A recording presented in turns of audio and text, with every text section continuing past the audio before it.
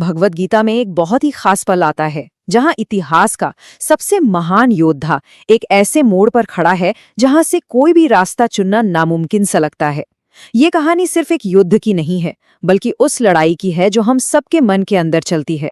जरा सोचिए, एक तरफ कर्तव्य हो और दूसरी तरफ प्रेम, और दोनों आपस में टकरा जाएं, तो सही रास्ता क्या होगा? ये एक ऐसा सवाल है जो हजारों साल पहले जितना अहम था, आज भी उतना ही है। चलिए सीधा चलते हैं कुरुक्षेत्र की उस रणभूमि में। अपने समय के सबसे महान धनुर्धर अर्जुन पूरे आत्मविश्वास से भरे युद्ध के लिए एकदम तैयार खड़े हैं। अर्जुन अपने सारथी भगवान कृष्ण से कहते हैं कि रथ को दोनों सेनाओं के बीच ले चलो। वो असल में देखना चाहते हैं कि आखिर सामने हैं कौन, किन लोगों से उन्हें आज लड़ना है। और जैसे ही रथ बीच में पहुंचता है, अर्जुन जो देखते हैं उससे उन्हें एक गहरा सदमा लगता है। अरे, सामने कोई अनजान दुश्मन नहीं थे, बल्कि उनके अपने ही लोग थे। उनके दादा, उनके चाचा, उनके गुरु, भाई बंधु और बचपन के दोस्त, सब के सब विरोधी सेना में उनसे लड़ने के लिए खड़े थे।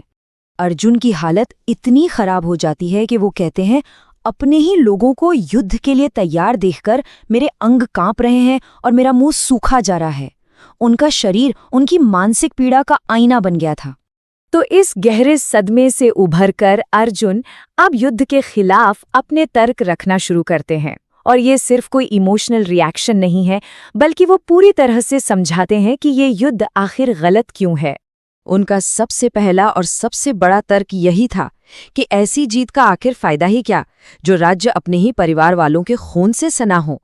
उस राज्य को भोगने में कोई सुख नहीं, सिर्फ पाप ही पाप है। अर्जुन सिर्फ भावनाओं में नहीं बह रहे हैं, वो तो विनाश की एक पूरी चेन गिना देते हैं। वो बताते हैं कि कैसे ये युद्ध समाज को जड़ से खत्म कर देगा। देखिए, सबसे पहले तो कुल का नाश होगा, फिर परिवार की सदियों पुरानी परंपराएं यानी कुल धर्म नष्ट हो जाएंगी। इससे कुल की स्त्रियां अपने पद से भटक सकती हैं, जिससे वर्ण संकर पैदा होंगे और पूरी सामाजिक व्यवस्था ही ढह जाएगी। और आखिर में ये सब मिलकर पूरे कुल को, जो जीवित हैं और जो मर चुके हैं, उन सबको नर्क की ओर धकेल देगा।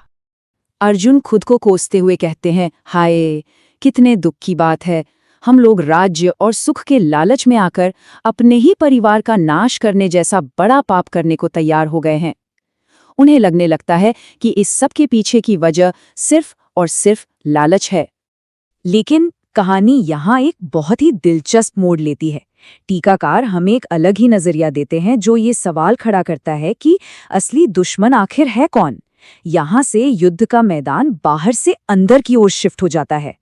ये सब शुरू होता है अर्जुन के इस एक सवाल से, हे कृष्ण, अपने ही स्वजनम को मारकर हम खुश कैसे हो सकते हैं? ये सवाल ही सब कुछ बदल देता है। पर यहाँ ये जो शब्द है स्वजन, इसका असली मतलब क्या है?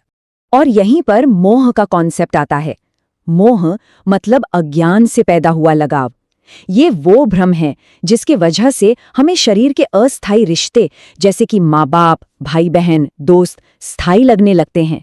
और इसी मोह के कारण अर्जुन को अपने दुश्मन भी अपने दिखाई दे रहे हैं। तो असली बात यह है कि असली युद्ध बाहर की दुनिया में नहीं, बल्कि हमारे अंदर चल रहा है।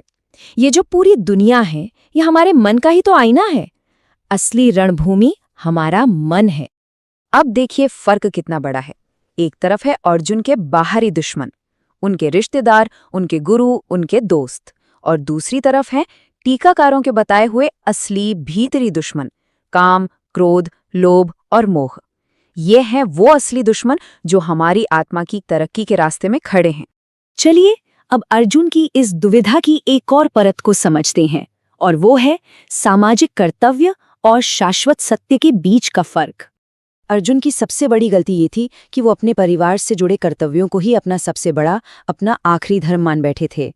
उन्हें लग रहा था कि परिवार को खत्म करना मतलब किसी शाश्वत व्यवस्था को खत्म करना है, जो कि एक बहुत ही आम मानवीय भ्रम है। तो यहाँ दो तरह के धर्म की बात हो रही है। एक है कुल धर्म, जिस पर अर्जुन का पूरा ध्यान है, यानी परिवार की परंपराएं और सामाजिक रीति रिवाज जो कि अस्थायी होते हैं। और दूसरा है सनातन धर्म, जिसकी बात टीकाकार कर रहे हैं, मतलब आत्मा का शाश्वत स्वभाव, वो परम सत्य जो कभी नहीं बदलता।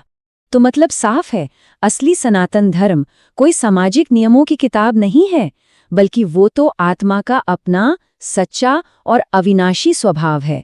सच्चा कर्तव्य इसी गहरी आध्यात्मिक सच्चाई से जुड़ा होता है। इन सब तर्कों और भावनाओं के बोझ तले दबकर अर्जुन पूरी तरह से टूट जाते हैं। वो अपना धनुष और बाण एक तरफ फेंक देते हैं और हताश होकर अपने रथ में बैठ जाते हैं। लड़ने से साफ इनकार कर देते हैं। और बस यहीं से उस दिव्य ज्ञान की शुरुआत होती है जो उन्हें मिलने वाला है। तो ये पूरी कहानी हमें एक बहुत गहरे सवाल पर लाके छोड़ देती है। अगर असली लड़ाई हमारे अंदर है तो फिर वो कौन से हथियार हैं जिन्हें हमें नीचे रख देना चाहिए? मतलब कौन से लगाव, कौन सी आदतें और कौन से विचार हमें त्यागने होंगे?